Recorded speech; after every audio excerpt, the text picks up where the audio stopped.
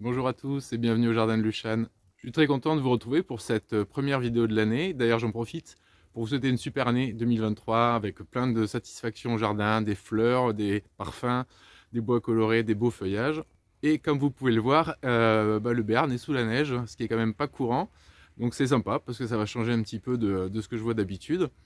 Et puis aujourd'hui, je vous propose une deuxième vidéo dans le même style que celle que je vous avais présentée il n'y a pas très longtemps sur l'évolution du massif, d'un des massifs du jardin au fil des saisons. Je vais donc vous montrer ce massif à différents mois en vous expliquant un petit peu quelles sont les plantes qui sont installées et comment elles évoluent au fil du temps. Allez, je vous envoie tout de suite cette vidéo et moi je vais vite aller me mettre au coin de la cheminée au chaud parce que là je commence à ressembler à un bonhomme de neige. Ciao!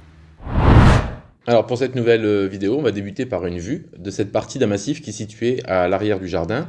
C'est une vidéo qui a été prise le 5 janvier.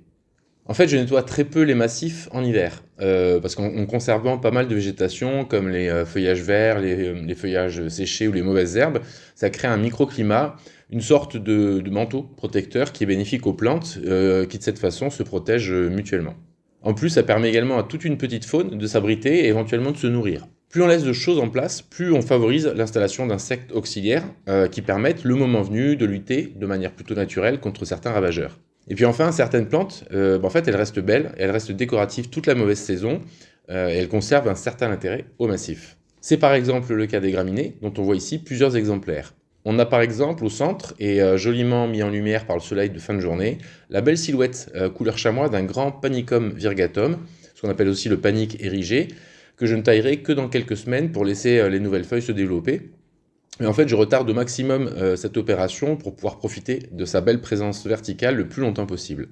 Toujours pour ce qui est des graminées, on peut voir au fond le feuillage d'un Miscanthus panaché, Miscanthus variegatus, dont les teintes sont très similaires, ce qui permet de créer un rappel qui donne de la cohérence et de la profondeur au massif. En réalité, il y a un petit chemin en herbe entre les deux massifs, mais l'illusion d'optique fonctionne, en tout cas à cette saison, où beaucoup de plantes ont perdu leur feuillage. Cet effet de transparence il va bien sûr peu à peu disparaître à mesure que toutes les autres plantes vont se réveiller.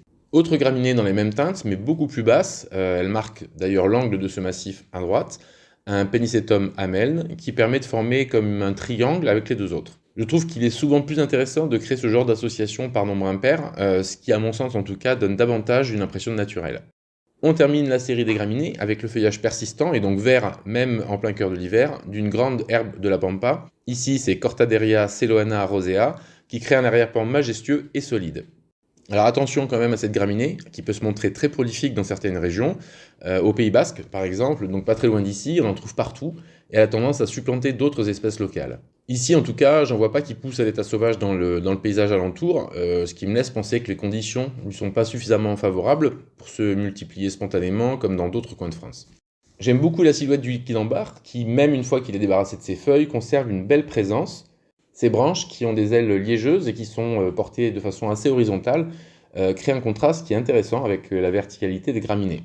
En plus, comme on le verra un peu plus tard dans cette vidéo, cet arbre, le liquidambar, il prend des teintes qui sont vraiment superbes en automne, et rien que pour ça, il mérite bien sûr de figurer au jardin. Sur cette prise de vue, on aperçoit également quelques touches plus brunes, qui une fois de plus ne sont pas inintéressantes pour changer de la couleur chamois des graminées. Parmi ces teintes brunes, on a le feuillage sec d'un Sedum Purple Emperor, qu'on retrouvera plus tard dans la vidéo, celui des touffes fanées des persicaires et des astères, qui seront ensuite cachés par le feuillage du liquidambar. Toujours dans les feuillages, on peut noter au premier plan la présence d'un bambou sacré, Nandina domestica obsest saica. C'est une petite variété qui prend pas beaucoup de place puisqu'elle dépasse en général pas 1 mètre de haut, mais qui a l'avantage d'être persistante et donc décorative toute l'année avec un feuillage en pointe qui rappelle un peu celui d'un bambou. C'est de là que lui vient son nom de bambou sacré et dont les teintes évoluent du vert au rouge selon les saisons. Côté floraison, c'est sûr qu'il n'y a pas grand-chose de visible ici, mais on peut noter quand même la présence, un peu incongrue d'ailleurs à cette période de l'année, de quelques corolles de valériane des jardins, qui fleuriront bien plus abondamment d'ici quelques semaines.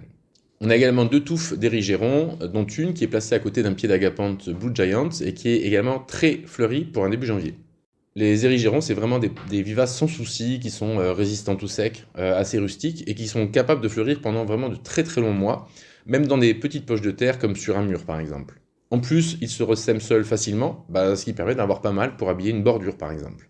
On va maintenant faire un bond de quelques mois et nous retrouver pour la vue suivante, le 17 avril.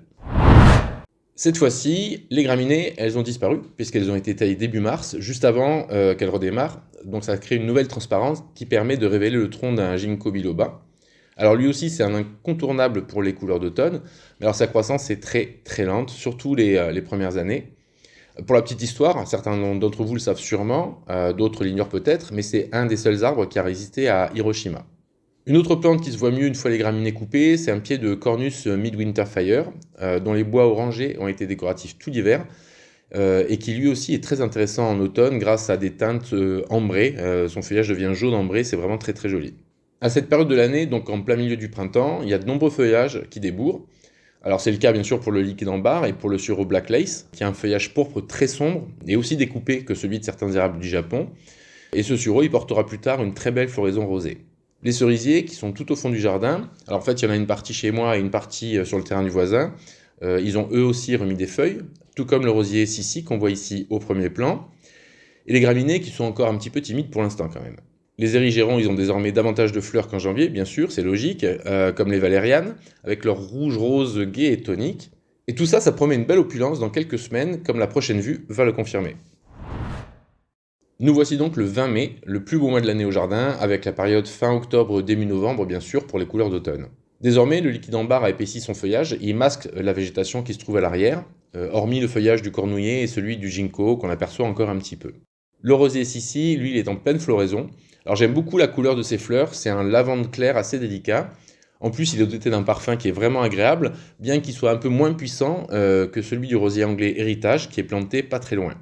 Concernant Héritage, ces fleurs elles sont généralement plutôt teintées de rose, mais sous certaines lumières, elles renvoient parfois, curieusement, des reflets abricots. Alors ce qui tombe bien ici, parce que du coup, elles s'accordent avec les curieuses fleurs du Phlomis russelliana qu'on voit au premier plan. Au pied du rosier Sissi, on retrouve le Sedum Purple Emperor, qui affiche un très beau feuillage pourpre, très sombre, que je trouve vraiment sympa. Entre les deux rosiers, on a le feuillage du Nandina obsesseca, dont je vous parlais plus tôt. On a également une touffe d'érigéron, avec ces toutes petites fleurs qui rappellent celles de pâquerettes, mais dans des teintes blanches à plus ou moins rosées selon leur degré d'épanouissement. Une autre plante très folifère, c'est la coque lourde des jardins, l'Ecnis coronaria. Alors c'est une vivace qui dure pas très très longtemps, hein, elle a une durée de vie assez courte, mais elle se ressème sans problème. De mémoire, je crois que j'avais dû en planter, on va dire 2 ou 3 pieds quand je suis arrivé dans le jardin il y a 12 ans, et depuis j'en ai jamais racheté. J'ai largement assez de semis pour pouvoir en installer depuis tous les ans dans les massifs. Sa floraison, rose vif, dure vraiment longtemps, elle est très tonique, et c'est une plante qui a un feuillage gris, qui est dufteux, et qui a l'avantage d'être persistant, donc qui conserve une certaine présence en hiver. Côté floraison qui dure, on peut aussi compter bien sûr sur les valérianes, qui sont plus ou moins en fleurs depuis des semaines, cette année en tout cas. Pour prolonger cette floraison, j'essaie de penser à couper les fleurs dès qu'elles sont fanées, ce qui incite à produire de nouvelles pousses, surtout les pousses latérales, qui se développent et qui fleurissent à leur tour, quelques semaines plus tard. La valériane, elle aussi, elle se ressème sans problème et elle permet d'obtenir des plantes gratis. Nous voici maintenant le 20 juillet. Alors malgré la canicule de cet été, le massif il a conservé une certaine tenue. Alors les rosiers font une pause, les phlomis ils sont fanés mais ils restent décoratifs, les érigérons eux sont toujours couverts de fleurs et de nouvelles plantes se font davantage remarquer. C'est le cas du sédum dont les fleurs ne sont pas encore totalement épanouies mais ça devrait pas tarder. Le panicum a lui aussi bien poussé, il a même débuté son épiaison tout en légèreté. C'est également un moment où les verveines de Buenos Aires sont toutes en fleurs au jardin. Alors ici, on n'en aperçoit qu'un tout petit bout, mais il y a des endroits au jardin où elles forment de larges masses de fleurs colorées d'un joli mauve. Voilà encore une plante qui est facile à vivre, résistante à la sécheresse et qui a le bon goût de me fournir des plants à foison. Certains trouvent même qu'elle peut avoir tendance à trop se semer, mais personnellement j'aime bien moi cette générosité, et puis les plants sont vraiment très faciles à arracher s'ils sont trop nombreux, donc il n'y a aucun souci. On se retrouve maintenant mi-octobre, le 15 pour être précis, et cette année, donc en 2022, l'automne il a vraiment pris son temps pour s'installer. Donc le seul véritable ajout pour l'instant, ce sont les épis des différentes graminées qui sont maintenant bien visibles. On a donc le Pennisetum amel qui forme une touffe qui est joliment évasée et qui contraste avec le port bien plus vertical mais à l'effet très très vaporeux du panicum. Côté épiaison généreuse, on ne peut pas ne pas remarquer les gros épis de l'herbe de la pampa.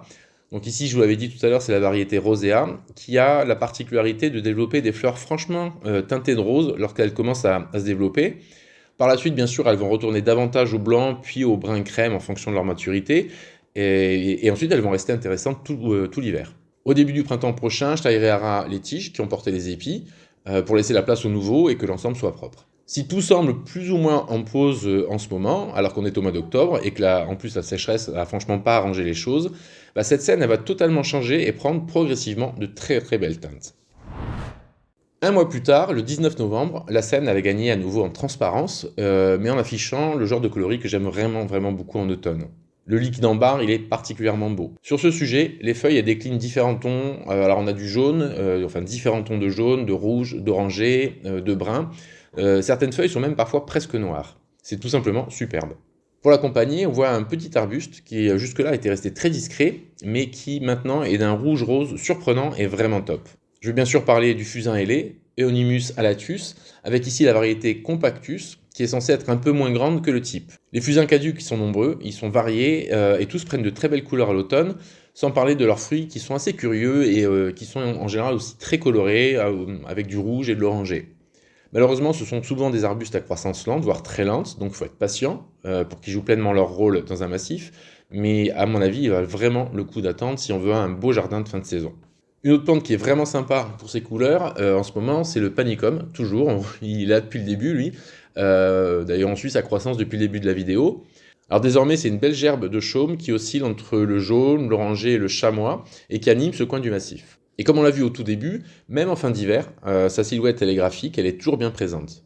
Pour finir d'accompagner cette scène, et de façon bien moins ostentatoire, le Sedum Purple Emperor, dont les inflorescences séchées ont viré au brun très foncé, presque noir, ça apporte une petite touche qui à mon avis s'accorde bien avec le reste. Tous ces changements de couleur en arrière-saison ont en plus l'avantage de se faire très progressivement, avec souvent différentes plantes qui soit vont se compléter, soit se relayer, et apporter du coup de la couleur sur plusieurs semaines.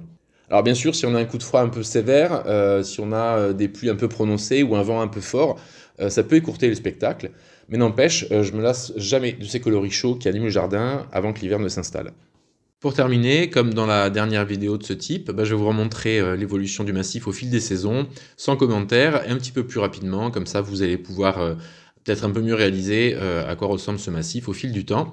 En attendant, je vous dis à très bientôt pour une nouvelle vidéo, restez au chaud, parce que là, la neige vient de se mettre à tomber, et puis à très vite, ciao!